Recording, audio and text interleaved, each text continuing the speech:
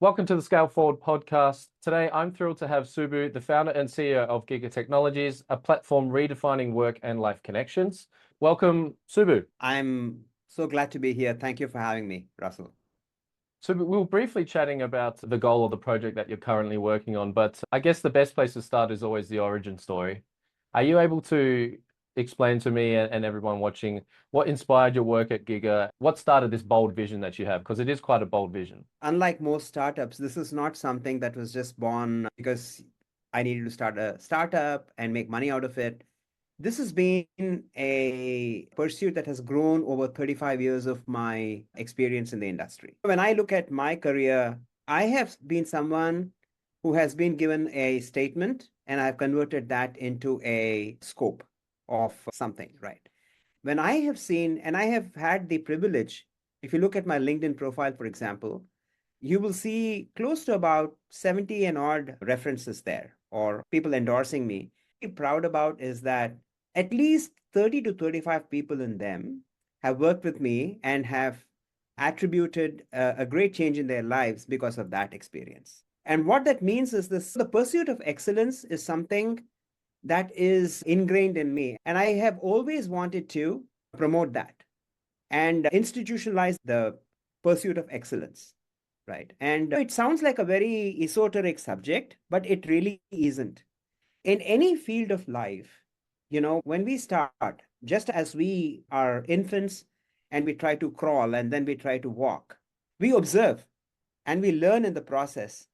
And, in the process, from crawling, somebody becomes a Usain Bolt running 100 meters at sub 10 seconds, and some others barely manage to walk in their lives, right? So the essential difference between the two is basically the scale from innocence to awareness to understanding to definition to competence to excellence. It is that definition in terms of what you really want to do with your life. What we call as the purpose or whatever, right? That basically defines who you are and what you want to do and where you want to excel. And that takes you to that path of competence and excellence, right? And each one of us has that ability, that capacity to define ourselves. Why don't we all do it then? Is the basic question. Is because, we, most of us are conditioned, and this is where the whole point comes in, is that, though I have been talking about this pursuit of excellence for the last 30 years, its time has come now because, I think today the internet has given access. Second of all, we are now talking about being intelligent. Now, if you really understand the term intelligence, it is basically making meaning, which is perception. And perception can only be personal, it can only be individual. When it basically aggregates, it becomes an organization, it becomes a society, it becomes a nation, it becomes a much larger thing. But it is always an aggregation from an individual. So here is my angst, and I think that this is the point of inflection. Is today we keep talking about AI, which is like as though born now, but it isn't. It has been AI, which is basically nothing but deeper and wider computing, has been the pursuit for the last 40, 50 years of computing. What has changed now is the movement from artificial intelligence to generative intelligence. And I'm supporting my argument again by saying that generative intelligence cannot be aggregate, it has to be personal. So, where is the point of arrival for Giggr Technologies? This shift, that what we have been conditioned to in the last 150 years post World War II of commercialization, everything has to be industrialized and it has to be produced mass before it can make money. It is because a few controlled a majority of us. And the introduction of internet and the access to knowledge, the access to money, the access to technology is now opening that out. And a lot more people are saying, well, we have ideas, right? We all know that. And the society is shifting from money chasing ideas to ideas chasing money. It's now the money that is chasing ideas, right? So there is this inflection, and it is very, very definite. right? So, but I want to go back to that essence of that change. The essence of that change is with a wider and deeper access to individuals. We now need to think about how to shift from search to contextualization. With generative intelligence, it is basically going to understand your context and be able to present a solution, right, to what you want to do. And that is the essence. So, I'm sorry for a very verbose answer to your question, but I thought I needed to establish a context. And the context is that over the last 35 years, I've developed this algorithm itself, which is the innocence to excellence, to basically find out where you are and also understand where you want to go and be able to chart that path, whether it is an individual, whether it is an industry, whether it is an institution, the process is the same. And that is the process of this excellence, which is basically the wrapper around three principal factors. We are moving into a value economy, and therefore you need to create value. You cannot add value to what already is, because that has brought our planet to an existential crisis in all the seven stations of life. You read out the seven stations of life. I hope that you and all the viewers of this podcast will understand that if you look at those seven stations, it is the clock of life. There is nothing beyond that. Environment, education, health, wealth, mobility, technology, and governance. Each one of the living organisms of this planet pass through this every single second of their lives. And yet, we are the whole, even though it is connected, we have disconnected them, in our ignorance. And we need to basically move that ignorance, which leads to mediocrity, to basically, starting from innocence, just like I mentioned about an infant being innocent and being curious about, how does, somebody is walking, how do I walk? And that starts with a crawl. And I hope that there would be more people running the 100 meters, who define their ability of their body and their limbs to be able to carry them faster, better, and more enjoyable life, So that's the intent in terms of, and that is progress, if you may. And I'm looking at growth, where you truly grow from a status quo to a desired state in a very conscious manner, not by accident. There's a lot to take in there. I have so many questions to follow up. First of all, I think it would be beneficial for you to help me understand who's the ideal person that Giggr Technologies is for, and what do you think they would be using it for?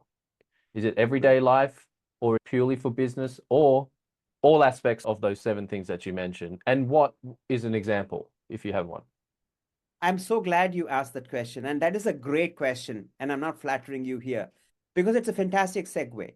The target audience is an individual, right? So that's everybody. Everybody, right? Because everybody needs to pursue the path of excellence. Now, we took the context of work. 97% of our lives, each one of us is focused. Think about it. The moment you're born, in most families, they're already thinking about the career that little infant is going to take, Especially some what societies more than others. exactly. And the focus is, always about making money. Right. So pause for a minute and think about it. Is that life all about? Of course not. The conditioning, whether it is right or wrong, begins with our most loved ones. The ones that want the best for us, sometimes are wishing the worst for us without knowing, right? And that is what is conditioning. So it is starting from people who have loved us. And now we take it to industry or commerce. So you go through school, you graduate, the traditional part, you graduate and you find a job. And you find a job that perhaps will now give you the means to buy a car, buy a house, marry your girlfriend or your life partner or whoever, right? And then you settle. That's it. That's the end of life. And I think a number of people, so if you really look at it, the 80-20 rule, it is the 20 who sometimes are the Newtons and the Einsteins of this world, right? Who basically move and shake this world. And they happen few and far between. So the focus has been on, so you are absolutely right, Russell, in saying that this is like the boiling the ocean. But boiling the ocean, we take that into a little cup, which is basically work. And then we take that little cup and we say, hey, what kind of work we can start off with, right? So everyone today is using the term AI and GI rather abusively. Now, how do we really convert that? How do we make it actually work? If you look at all the, whether it is Bain or McKinsey or whoever, they keep talking about applied AI, which is much more than what we are talking about, which is, hey, I'm working on conversational AI, but it is going to be 20 years before I can make it happen. In an agile world, if you start working at conversational AI, you should be able to, the basic minimum threshold of 60%, above mediocrity, you should be able to define it clearly is now. The time is not 10 years later. Right. Right? And when you define it, obviously you can't define it in abstract. It has to work. It has to work for some people. One of the things that we have chosen is that in the industry, which is what people understand and recognize, there is this deep requirement. World Bank and World Economic Forum predict that more than 95% of the current jobs, the definition of jobs will change, right? What that means is that there is going to be a significant shift in the skills that is required. But this is where Giggr Technology comes in and says, listen, skills is, yeah, you can shift the skills, right? But it is the same thing, right? If you have a hammer in your toolbox, all that you can look for is a nail. So the idea is AI and GI are relevant to every aspect of life in a way in which it basically contextualizes intelligence to an individual to take action. So intelligence is always to take some action. And you can take action even in a big corporation. If you want to create a transformation, it's an individual who authorizes the transformation. And then there are people who basically, the managers who take that authorization and kind of manage that transformation. And then there are agents, people who need to be converted. And there are people who are always advocates, who basically are the ones that want change to happen. They are the enthusiasts, and they are the alpha customers. So what we have done is we have taken this thing, which is basically the need for capability at work. And then the second aspect of it is it has become a fashion in the last decade and a half or two to create global capability centers, whether it is far in Eastern Europe or whether it is in India, where there is deep talent, especially deep talent for STEM, right? Right. And so we took that because these are the two factors that are recognizable: the need for capability, a new capability, and the need for creating centers where the talent is ready to dive in and do whatever it takes to acquire that new capability and produce new. So we've taken these two, and if you really look at it, whether it is India, everybody talks about India being so talent rich. It has got potential, but it does not have the talent to produce, perform Right. to the requirements. And that is true of most parts of the world. So to cap the answer, the way we look at it is nobody is looking at how to manage potential. Everybody until this point in time has looked at managing performance. Enterprises, businesses, commerce, it's always performance. If you buy $15 worth something from Amazon, what is it looking for? It's looking for saying, how can I take this person from buying $15 to $25? And it's making recommendations, right? Is that wrong? I'm not standing judgment about that. That's how we have developed as a society. But now I need to shift this and say, I have to question that performance itself and say, is that $15 worth spending? Do I have other priorities that I can shift to? So if you can take that sales example into even organizational work requirement, work definition, if you are an AI engineer and you are basically working on something, you need to be able to define that work that will serve from the present into the future, not from the past into the present. So you cannot duct tape AI to information systems because it doesn't fit very well. So where does AI fit very well? AI fits very well into digital technology. Why? Yeah. Because it is more real time. In real time, you're able to constantly shift the goalpost of intelligence because that is what growth is. So nobody today is focusing on that potential, which is we all keep talking about it, but we don't focus on it. We don't act on it, right? So how do you say that, a workforce of close to about 40% of the 1.5 billion in India, or let us say Australia, 20% of, how do we build potential? The India Australia test match is going on in Brisbane at the GABA. Australia, which was such a proud cricketing country, faces a situation, for example, where there are few batsmen who can be named to play at a test level, Right. right? How do you change that? And today there may be more players who are wanting to play rugby, but as a sporting nation, Australia is known as a sporting nation. That's its core. How can you increase the number of people who can excel in sports? How can you improve the number of Olympic medals from Australia, right? So this is what happens as a consequence. I was asked this because this is an initiative that we are working on in India. What happens if the nation becomes a sporting nation and wins more Olympic medals? Look at the United States. It's a huge soft power at a national level, right? So this is the sum and substance, Russell, when we talk about the focus is on how we can, not everyone in the society, not everyone of the 1.5 billion population of India, but even if 0.001% of them make that movement, a conscious movement from mediocrity of performance to an excellence of potential, constantly inquiring, exploring, and discovering the new, that will rejuvenate the society, right? Just like how nature does. If you subsisted on the same season after season, there would be no plants and no foliage and no life on Earth. The planet will die sooner than what we anticipate right now. Right. So the natural thing is, in terms of how do we grow, we have not realized in the last 150 years the fact that we were slowly disintegrating.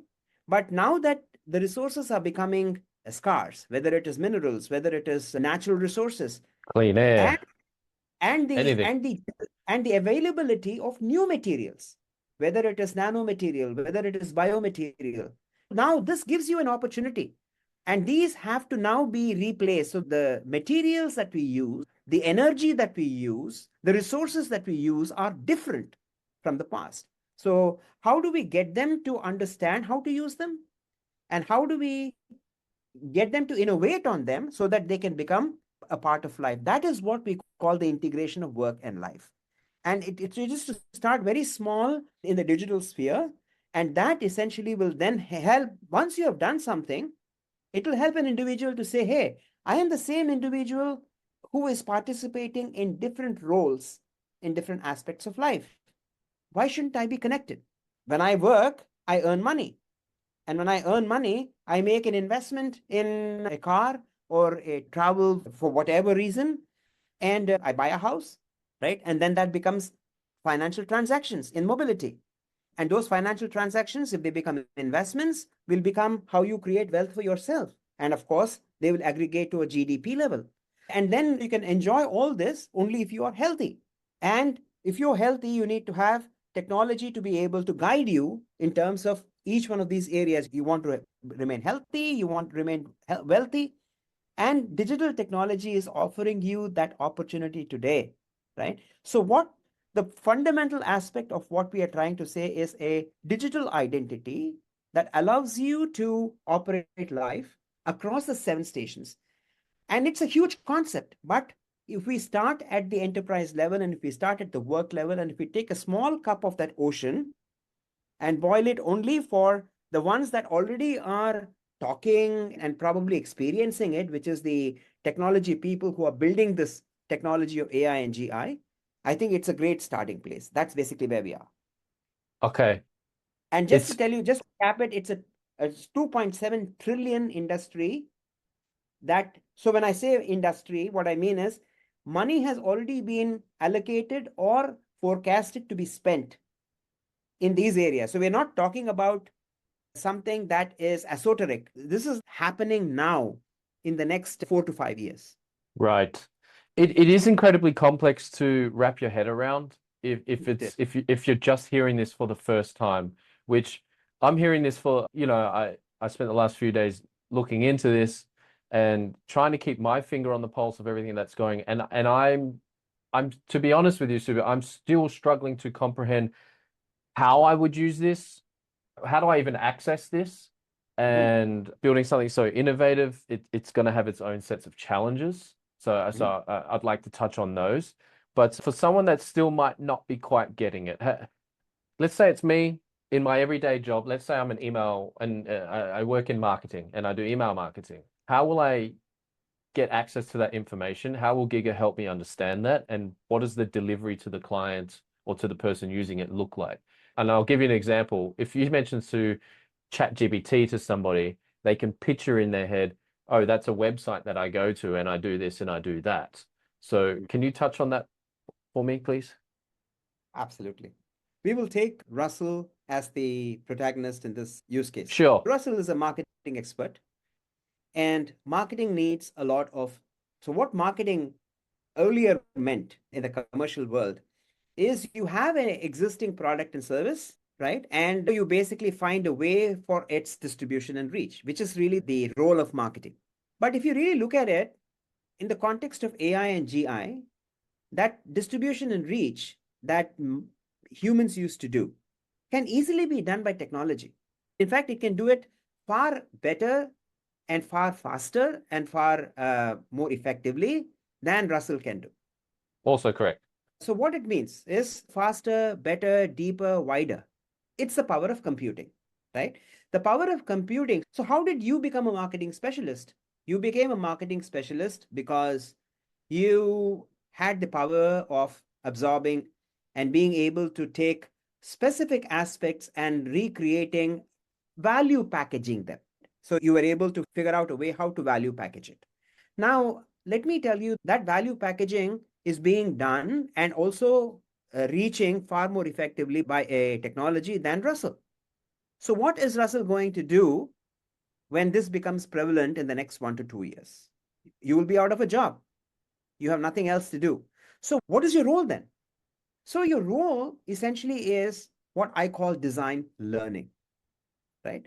Which is exactly what you did even before, except that now you need to be able to figure out how to make this chat GPT your ally. The chat GPT is essentially going to fuse what you require. There are four, it's a quadrant. You have a need, want, expectations, and aspirations. So Russell must shift your focus from just the needs and wants to aspiration.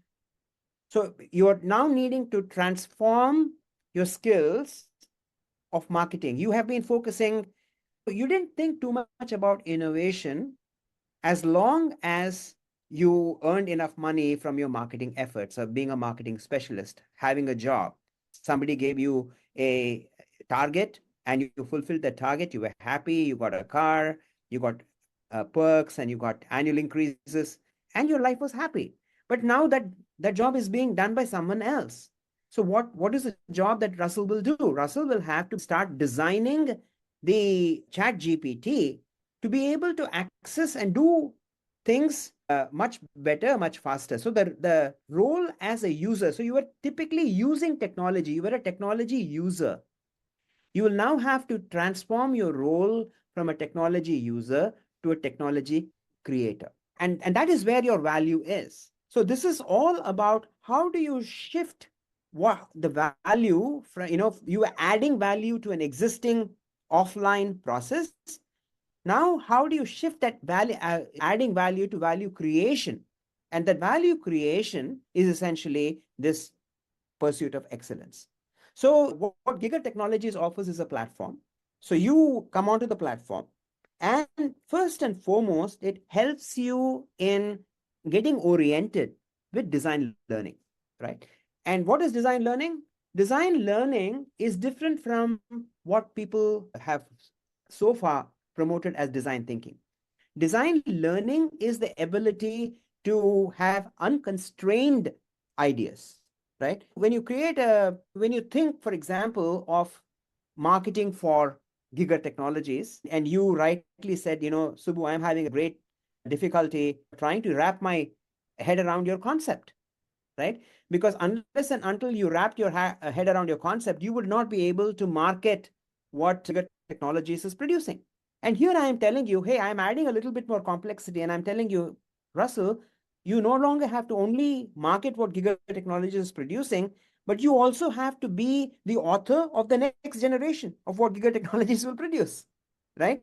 And for that, you need to have the aspect of inquiry, exploration, and discovery as a constant reiterative process in specific area. So you take basically a life station, and in that life station, you basically drill it down to a theme. From the theme, so as I said, you can take technology and you can take sports as a theme. And in that sports, you can specialize into one specific sport. And then you basically go down to, you say, okay, how am I going to improve cricket in Australia? And so your focus is no longer, your focus of marketing is no longer trying to reach and sell, but your focus is how will people embrace the technology that will enable their lives to get better or improve the sports of the pursuit of cricket or pursuit of excellence in cricket in Australia, right? And then it basically boils down. And then you say, okay, you are now defining use cases as your job role has completely changed. That is, you have now discovered that there are better ways of doing it from your inquiry, exploration, and discovery. So now you're designing. So you become a designer of a system. You're no longer interacting with Yeah. people, you're building systems. And that essentially is reaching people that you want to target. Yeah. So this is basically what the first step is, basically that how do you create the product? We talk about product market fit. Now you can do it in isolation or you can do it in a community. So the first step in the C4 platform of Giggr Technologies is the conceptualization. In conceptualization, there are three things that you do. You model, you architect, and you create a proof, a substantial proof, that, this, and you can do it. So when I talked about communities, the system automatically connects you to a community. You can accept that community, you can work in that community, you can create a concept together. So Russell is creating concepts, and this is his marketing role. If you're within an organization, you're an entrepreneur. If you're outside an organization, you're an entrepreneur. That's a choice. And then you start working either individually as a solopreneur or an entrepreneur, or you work in a community of people who you believe are the best ones to be able to take this idea to life. And then you start creating the product market fit. So this is where your hypothesis, you are the one who is generating the hypothesis, and that hypothesis is now being quickly assembled together with technologists and other people who are required for you. So you're actually becoming part of a community. And this community of interest, when you become a small group, and you can call it a startup, you can name the company, or you can simply work informally by creating a contract amongst yourselves as to how you're going to share any outcomes of it, whether it is funding at that stage, whether it is simply selling that product to someone else or concept to someone else. Now you are taking that and then you're creating an architecture, and from that you're creating a proof of concept. Okay, this sets the stage essentially for you to engineer a solution, not an application. Today, what we have, if you look at, other than the top 5 technology companies, which is Microsoft, Meta, Google, Apple, Amazon, the other 80% of commerce, they think of an idea and they say it's a hot app, and they convert it into an application. And that is the reason why you see the disintended applications in an information technology system. What we need today is an ecosystem. So at the very beginning, when you're starting off and Russell is creating this communities of interest, and that moves to communities of practice, which is you incorporated into a startup, you basically have been connected to a venture capitalist. Typically, a good idea would take. So if you really ask venture capitalists, and I see in your portfolio, you probably invest as well, the way in which investments are made, right? I mean, I'm talking about 2024. Even today, one of the first things is that, hey, do you have a hot introduction or not? If you don't have a hot introduction, it doesn't matter how good or bad your idea is. It doesn't go through. Yeah. That's a shame, right? Because you might have a world-changing, life-changing idea, and you're not getting heard because you don't have a hot introduction, right? So if you want to have a hot introduction, you should have gone to Harvard, you should have gone to the elite business schools, right? So we're taking away all those barriers that have existed, that have prevented Right. a more agile and rapid growth in our societies. Because don't tell me that there are not great ideas in life. There are. Yeah. It's simply that they haven't had the opportunity to access. Correct. Yeah. And that is what this is creating. So now this is creating an access which is democratic in the sense that this is a good idea and this is a good hypothesis and this is a good investment thesis. So marry them and see a platform in action where you do not have to worry about the funds required to prove a concept. Today, Right. for example, to prove a good concept, I believe in the digital sphere, you at least need $100,000, right? Right. So imagine if you are paying the same amount of money that you pay for LinkedIn, which is maybe $40, $50, instead of having no ends achieved out of those network, imagine that you're working in a network that can enable you to basically build a proof of concept with a kind of a 100,000 cash in hand that is available through tools and methodologies Mm. and work breakdown structures and everything on the platform, that you can now have the three things, which is most essential, which is, if you look at it, 95% of startups are failing because they do not have a good product market fit. This is the industry inscription. This is not Subuism. So how do you solve that? You solve that problem by creating a method and a means, a risk assured method and a means to creating the right product market fit. And that right product market fit is essentially these three steps: hypothesis, systems architecture, and a proof of concept, which leads to Yeah. funding. Every single venture capitalist today is looking at early stage funding, and that is the right thing to do in venture capital. Otherwise, you need a private equity to go anywhere beyond that stage. So now that the venture capital has identified the concept, it is now married to generating the solution, which is engineering, which is the engine that anything that you create, it has to be a digital engine. Whatever, in whichever life we have today, is an information engine. The digital engine is an intelligent engine. The information engine is simply an information engine. It provides you information that is mostly manipulated. It has no real-time impact on life. So you take that information and you make decisions. But in computing, in real-time information in the digital world, you are live in action. You have to be agile and you're making decisions on the fly. This is a tremendous shift from the theory that we Yeah. speak about to the reality, which is shifting from the information age to an intelligent age. If you do not shift, you are not going to be digital. You're not going to utilize any of these tools that we talk about today, which is chat GPT or artificial intelligence or agentic networks. You're not going to use them. You're going to, so they have to be in the context of a ecosystem, which is what you're building in the conceptual stage itself. And then you're now moving. And in this stage, you're also having alpha customers. This is going to be a fundamental shift. Customers no longer will want, especially the Gen A and the Gen Z in the next 10 to 40 years, they will not want you to recommend for them. They're intelligent enough. They already don't. They Don't talk to already me. know. Let me make my own decision. And when you top that with a more truthful narrative that generative intelligence will provide you in terms of saying, this buy that you want for $40 is great. Hey, you know what? But you have higher priorities. You don't need to buy this pair of jeans right now. You need to pay tuition fees for which, these $40 will help you, Mm. right? What has happened there is it has kind of, the intelligence is basically now personal to you. It Yeah. is still giving you the choice. It is not saying you cannot buy the pair of jeans you desire at the cost of not paying tuition fees or your rent. It's your choice. So what it is doing is it is trying to give you a filter which you normally would have had, if you had a well-wisher in your life, right? Yeah. Or a person who cares for you.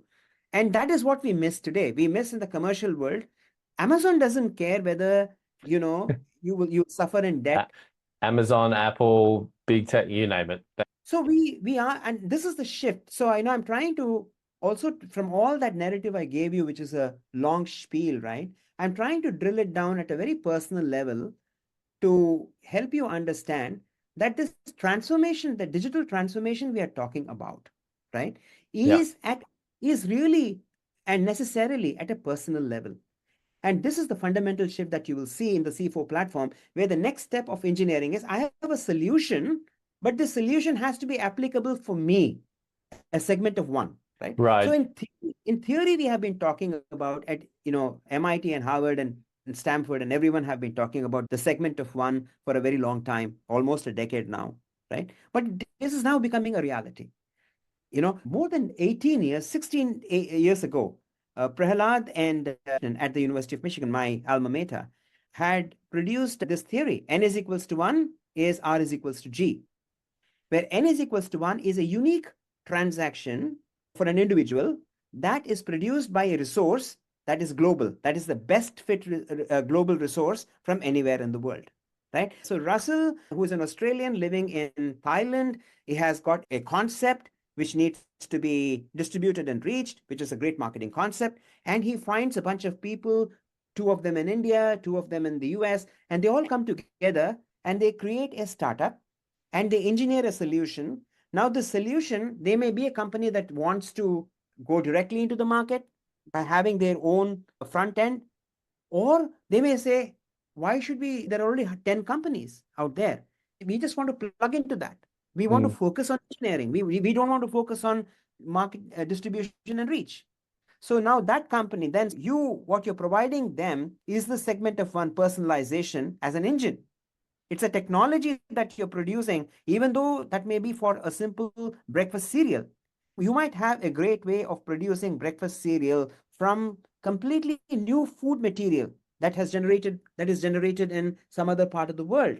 Right. And this company, General Mills, which is basically located in Minnesota, is taking your idea, taking the technology engine, and is using all that ecosystem that you have created in order to create this new generation of cereals and is commercializing it as their product in their boxes as General Mills product, right? This is a significant shift in the way in which Russell's career as a marketing specialist moves on this platform. And this is the same for anybody in any sphere of life, Subu, right? I can have people who want to basically excel in sports, in any specific sport. And so what I didn't mention is, so in this process, in this entire process that I gave you the outer process of outcomes for you, what I did not specify to you is the activities that basically happen. So basically, when you get onto the platform, when you subscribe to the platform, Russell, you will be evaluated by the intelligence on the platform in terms of where you are. What is it that you want, as an aspiration? It'll help you to define your needs, wants, expectations, and aspirations for a period of time. And then it will assess you in terms of saying, if this is your aspiration, where are you right now? And then chart a path for you, not a roadmap, but a compass. Why a compass? Because we know that no matter what you plan, things don't turn out in life that way. So a compass will be able to manage those uncertainties, those ambiguity along that journey. And that is right. what is done. And that is the core of our platform, which basically helps you to navigate the transformation that you are making, right? Okay. Not once, on a continuum, right? And last but not the least, it is connecting what you're doing in the process as a marketing specialist. You are beginning to understand, if you choose a particular area, how to basically look at data at its source and connect it to the point of consumption in a continuum. So, for example, if I took the same example of food, you will start understanding where rice is grown and how you're going to do it differently. And then how do you connect it to a food cereal that you might have as a breakfast? So that data will be on the label of the box that General Right. Mills, and that is nutrition data.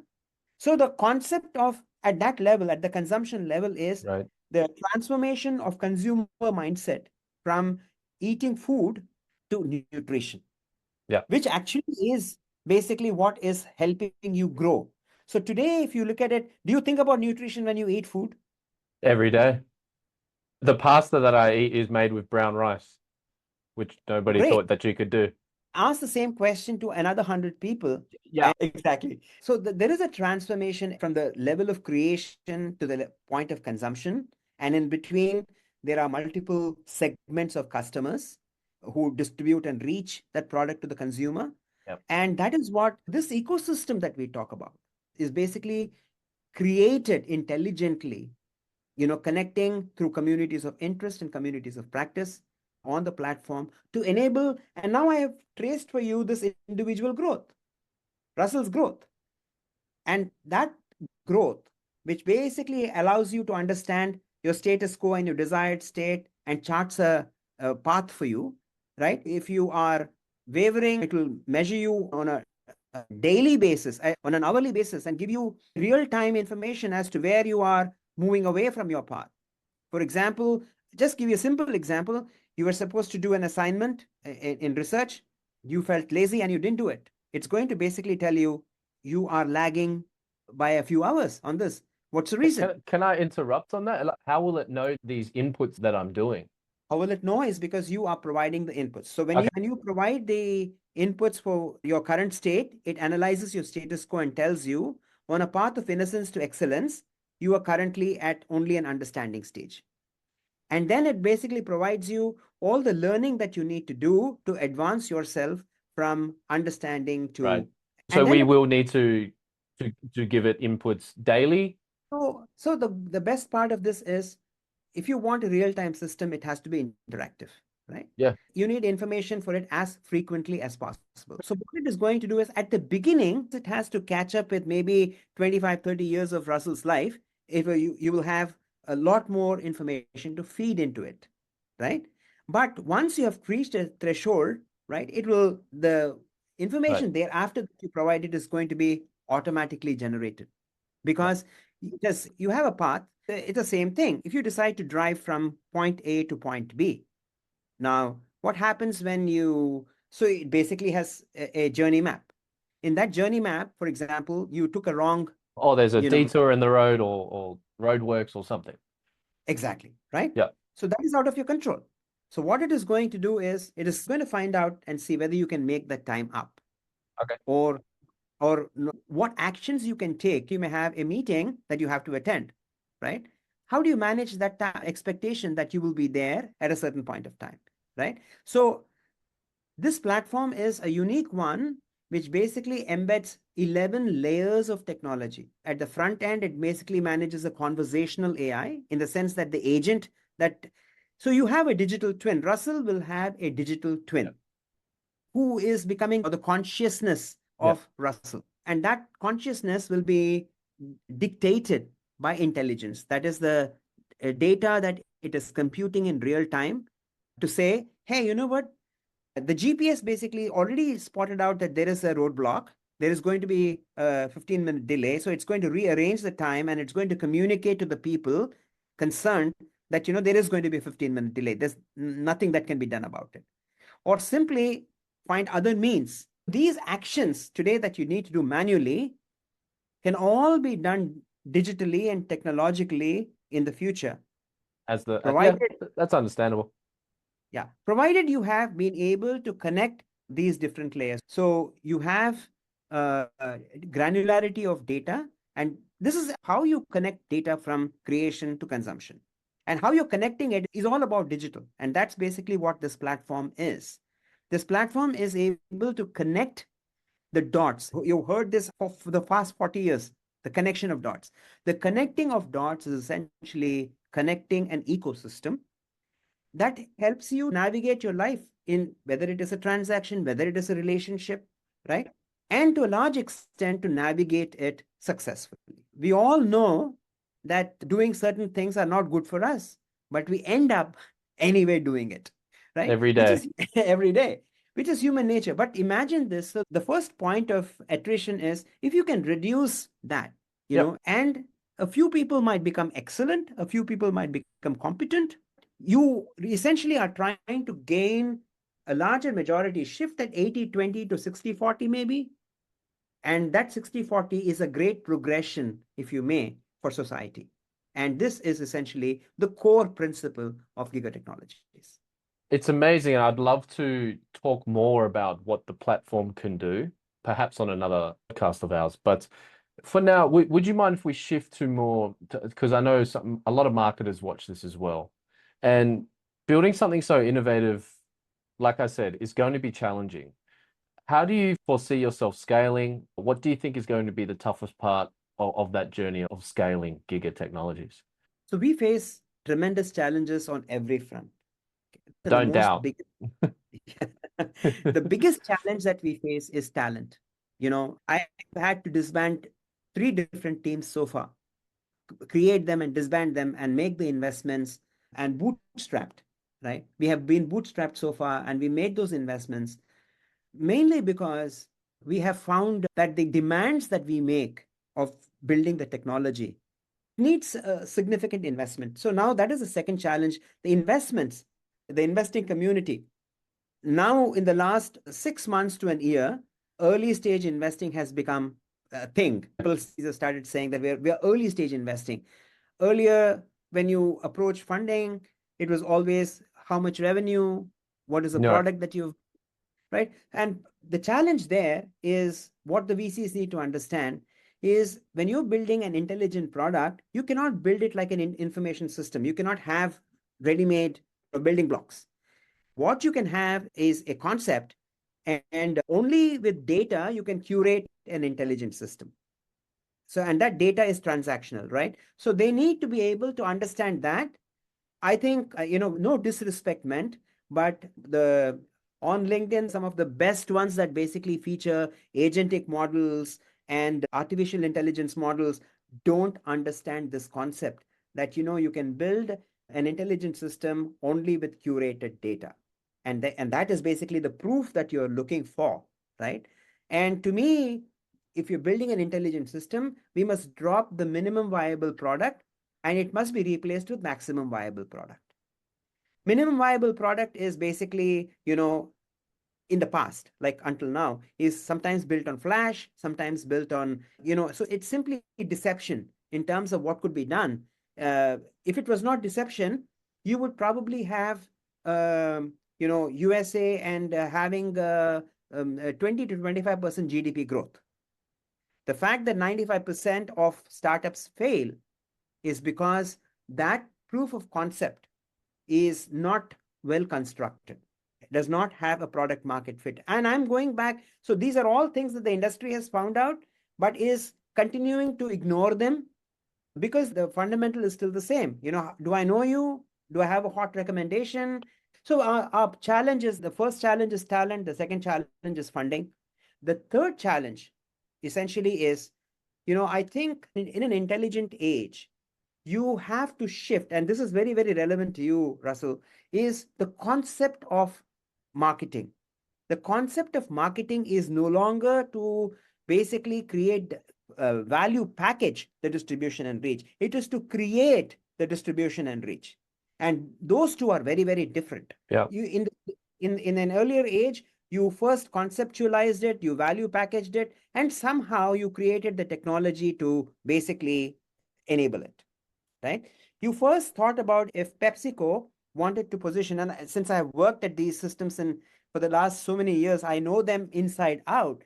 If it wanted to position a product, it first had to negotiate with Albertsons to say, I want these rack spaces, and this is where I'm going to, and this is the kind of money that I'm going to create for you. The commission I'm going to create for you for this special campaign.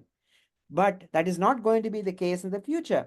Your entire schema is going to be an interactive thing where, the way the number of campaigns are, Albertsons will automatically know in real time and will basically be shifting its product positioning in its store. And that is going to change its revenue in terms of what it earns in commissions from, manufacturers or distributors, right? And this whole thing is what Russell will do as the head of marketing at a PepsiCo, is Right. visualizing Yep. how that system will work and design that system, not actually think about, the rack spaces, this, that, and the other, right? So I'm saying that there is this challenge that we're talking about, which is education, ownership, and commitment. Customers will not know this. Albertsons and the rest of the world will not know this. So when you conceptualize it, you will have to basically educate a set of customers, alpha customers, I call them, who do not ever doubt innovation. They embrace innovation, and they are called alpha customers.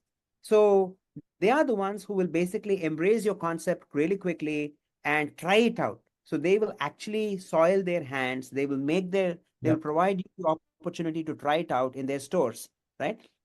And with that, you will get beta customers. That is, the ones who have been sitting on the fence will say, this works for Albertsons. Why don't I try it at Kroger? Right? So then you will basically get, now you are earning revenue. Alpha Mhm. customers, you tested them out. With beta customers, you start earning revenue. They may, there's a great chance that if you don't perform, they will shift out of the trial, right? And then you will lose that money.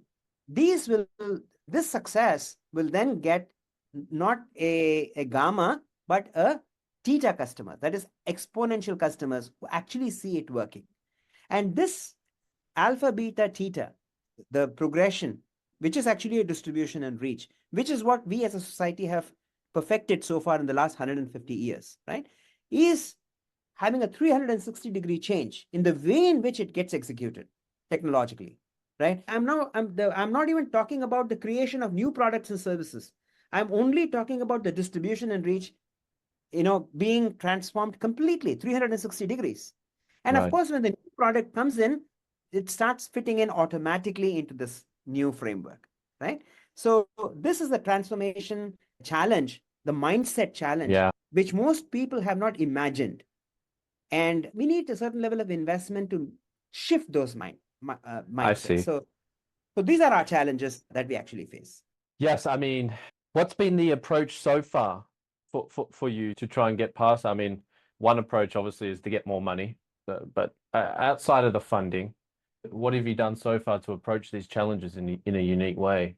What we have done is we have we focused on a very important aspect of capability, as I told you, and we focused on Gen A and Gen Z, 8 to 18, 18 to 25, the two age segments, and using them to understand how innovation is different, how their lives are going to be different, how they need to. So we have created a very huge traction in different geographies in terms of educational institutions and going directly to them and influencing them. So we have a ready alpha customer base that can jump onto the platform, right? Similarly, we have been working religiously with different investments groups. And now that we have this opportunity for early stage investing, we are talking to very progressive ones to try and influence them to see how they can look at this funding opportunity. And we have a very agile plan in terms of, being able to move from our own alpha to beta to theta state, right? Our alpha state is 6 months, our beta state is a plus 9 months. In 15 months, we actually can get localized, globally local in terms of, that is, we want to start with India, but we will then be available anywhere in the world in terms of, plugging and playing into this ecosystem. This any company, any individual can form a company and run a company on the Giggr C4 platform, right? Right. Or they can simply run the innovation program. We also call ourselves the innovation nursery as opposed to the incubation. The definition of incubation is sitting on the eggs and warming them up to hatch. But if the eggs themselves are faulty, the chicks that basically hatch out of it are not going to be of any great use. So what we are talking about is we are trying to even say what is the right kind of fusion, whether it is in terms of talent, whether it is in terms of data, in terms of resources. These are all new. How do you create them? That is where we are focusing on in terms, and say we're calling ourselves the innovation nursery of the world. So this platform essentially is a nursery. Because once you have the most, and this is where we need to understand, billions of dollars apparently are left on the table out of the funds that have been allocated for innovation because they fail at this stage, at the conceptualization stage and the engineering stage. So what we are focusing on of being a nursery is this platform will guide and help you, and while it is being built, we will do it ourselves. There will be some parts of it that are physical in terms of being able to seed the right way and grow a sapling that you can now take it into your environment if need be, or continue on the cloud platform to progress further and grow it into a tree that will yield the kind of fruits that you want, right? The fourth aspect of it is design learning is how do we transform individuals? We focus on you entering the data and you becoming an entrepreneur, as I mentioned to you, entrepreneur or an entrepreneur. So how do you become a true part of the growth prospect of an enterprise before you can actually start contributing? Today, HR, the term HR, human resources, is consuming the enterprise resources. We now want to transform that to a human capital, which basically is able to contribute to the growth. Capital, the term, is a sum of money used for growth. How do you create that? That is the reason why we use this term called the three capitals. The core engine of our platform is the third one being the human capital, where humans are able to create rather than only consume, right? That allows the growth. The second is intellectual capital, which is a threshold of capability. How do you constantly, not through your annual exercises and not through your once in a 3-year transformation things, but in real time, understand the dynamic shift and lead your industry. And the first one, therefore, is if you want to do the bottom two, you need to have a vision. You need to have a visualization, and that is the value capital. How do you visualize value? Now, as I said, if nothing changes, Russell can continue being a marketing specialist for the next 20 years, and you will still earn the same kind of money. But if you really truly want to be, if you aspirational, you can see things very differently, right? When you see things differently, you may be successful today, but you can create 20 more Russells or 200 more Russells or 200,000 more Russells in the world. Now, That might not be a good thing. because innovation and competition are not one and the same. So we are focusing on innovation. We are trying to create a force for good, which is a larger community. Today, there is only a very small community of that. And there is a problem with that. And the problem with that is, many of them are not heard. And even the ones that are heard, they're so commercially packaged that you're limiting yourself. You're not having fun with your life, Russell. So there are very few like you, and you really want more to make this more enjoyable, more challenging. And I'm sure that you love a challenge. Everyone should. I certainly do. Speaking of challenges, how did you get your first alpha adopters? What was the method of acquiring them? So basically, we use our tools. We created design learning workshops, and we continue to do them. Yeah. And so the design learning workshops at this point in time are simply workshops. They're simply introducing to the concept. We have done at a corporate level, for example, when I have worked with Marriott, I have introduced the hackathons in them. And these hackathons have been very, very different. They're not application oriented. They go through this process. What you're judged on, there are 3 levels. You're judged on, first you create your hypothesis, and then the next filter is systems architecture, and only then, whether it is a code or a no code based proof of concept. In fact, the least amount of focus or emphasis is on the proof of concept. The emphasis is on how well your product market fit is and what kind of a technology architecture can you create in order to make that. So that is at a corporate level. It is, for 2 years, Marriott has a fantastic 155% growth rate in terms of people participating and create, products and services actually are coming into the production stream very quickly, right? So that is a great success. Similarly, we have, whether it is some of the best educational institutions, whether it's Virginia Tech in the United States or IIT Madras or IIT Mumbai, very respected organizations in the world, we've been able to create a change where engineering students have said, we need to focus on the science of data before we actually engineer, right? So there has been a trend, and that is a significant shift because engineers don't go through that mindset. They're not taught that in engineering schools.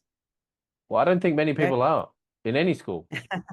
So science should lead engineering and not the other way. We have been led in our societies by engineering leading science.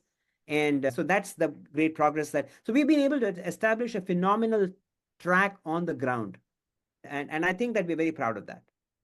You should be.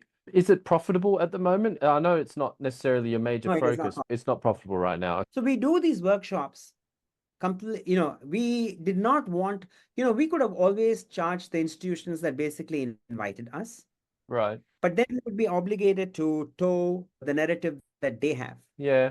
So we decided not to charge them, right? Yeah. So we grew our track, but of course, at a corporate level, of course, we do charge Marriott and others who basically engage us. So yes, because that's a commercial venture, and when it is commercial, nobody respects you if you don't charge them. Subi, there's so many questions I want to ask, but this is truly innovating to me. I've never heard anyone trying to achieve such a project, and I commend you on your achievements so far. But being at the forefront of innovation, it's probably somewhere where you're quite comfortable being. How do you stay focused on what's important? All my life, this is what I've been doing. Whether I worked at a company like TCS or Coopers and Lybrand, I created a methodology in a partnership-oriented firm like Coopers and Lybrand and commercialized it. I was one of the most popular and most in demand. My time used to be 150% booked in the hope that I can somehow accommodate my time all over the world, right? So the focus, how to remain focused, I don't know anything other than the fact that the world demands today a humongous transformation. Life is not going to be anything that we know resembling the past or even the present. And that, so having been in that mode of innovation and transformation my entire life, that is my focus. There is nothing else to think about. And to me, Giggr Technologies is like a swan song. If it succeeds, great. If it doesn't, somebody else will find its time will come. I have a very young co-founder, Siddharth Patel, and that is basically I want to be in this for the next 3 years, but I have a very young mindset that is constantly validating, you know, what I'm 60, but I have the mindset of a 19-year-old, to be very honest. Many times I surprise most people young because I'm far more agile and far more, healthier in my mind and body than many of them. So, it's just not about inviting somebody to a context of how many push-ups you can do. I can do both the mental as well as the physical push-ups. What's 2025 look like for you and Giga? Where do you see 2025 taking you? 2025 is a very significant, if you may call, a segue point for Giga. We intend to be alpha ready by the June of 2025. Right. And which means that our product, we are ready to onboard customers who are creating global capability centers anywhere in the world, not just in India, right? And be focused on in terms of being able to shift their investments, which has been location based to digital based. And that would be a significant shift as well as a revenue earning opportunity for us.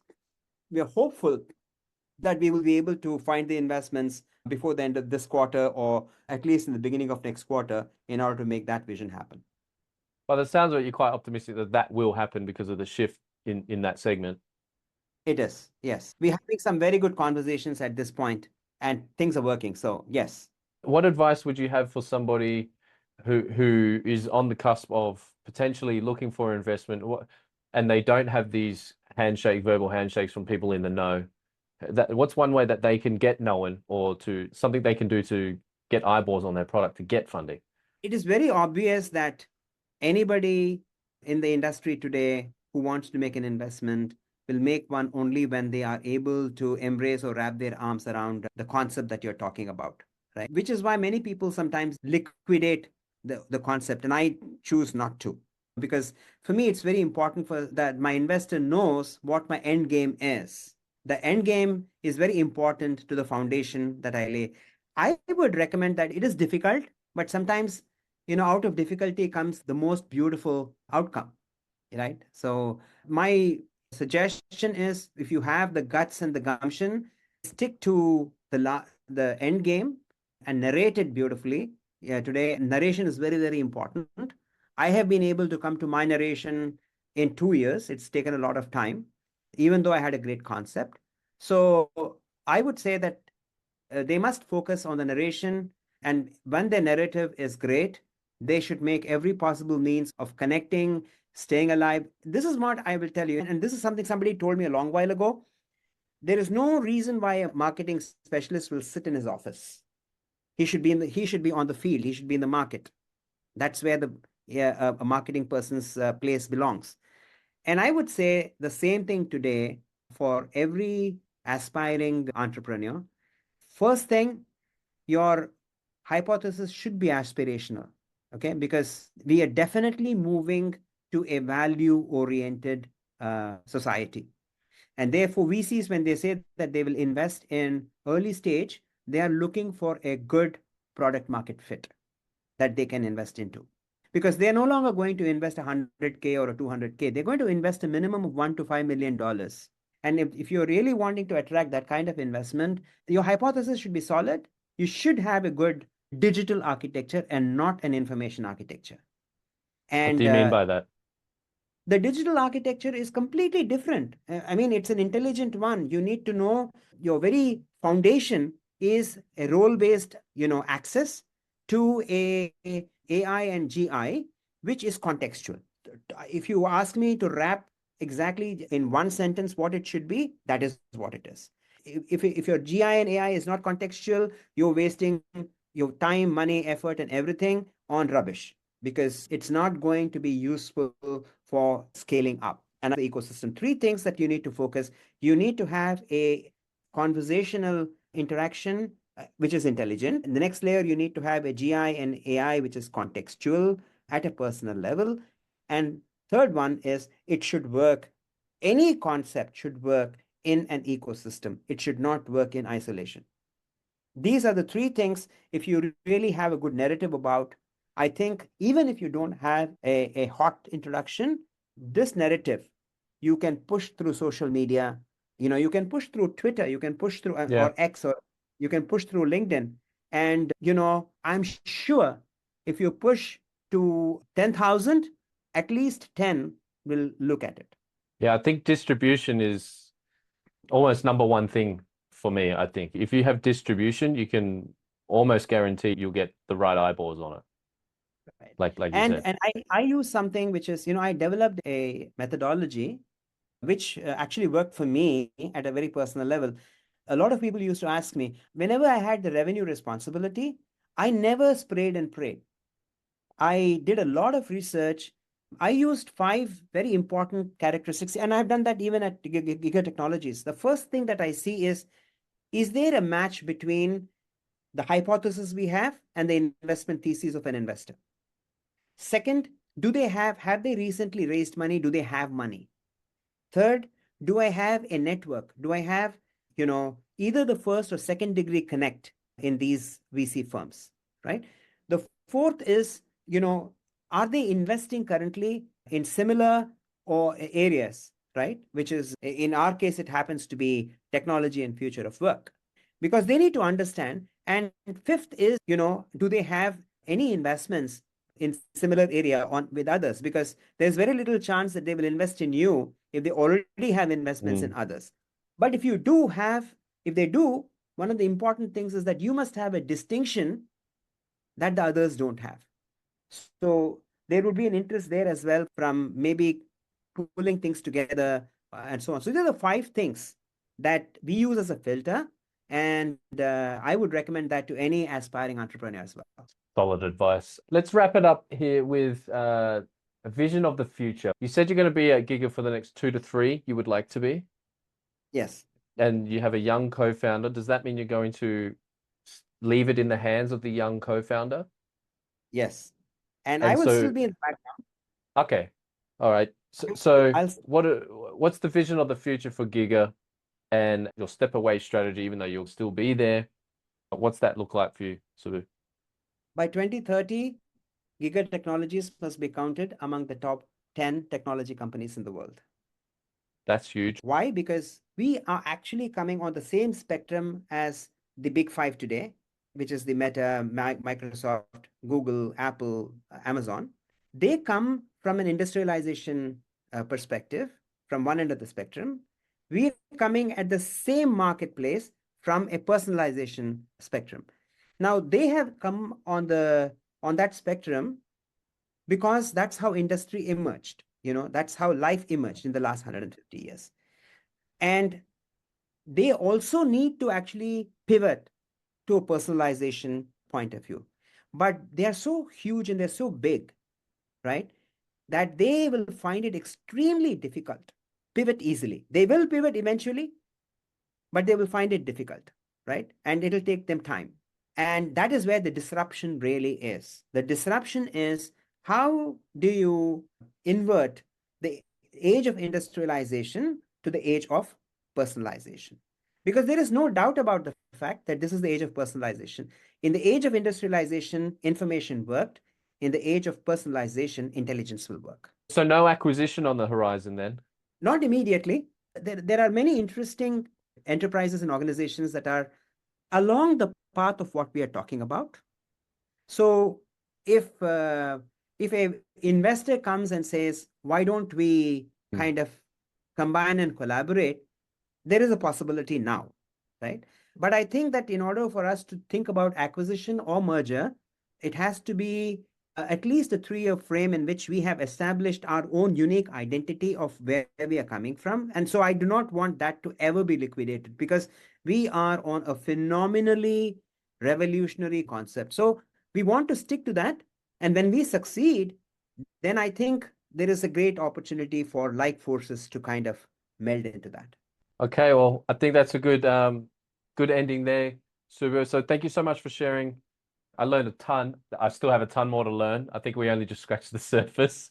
I'm excited to see where Giggr goes. But for those who would like to perhaps reach out to you or get in touch with you, where's the best place for them to find you? I am always available. I don't refuse a LinkedIn connection ever. I'm available on my mobile in both the US and India. But most importantly, I can be reached on my email, which is subu.iyer@app.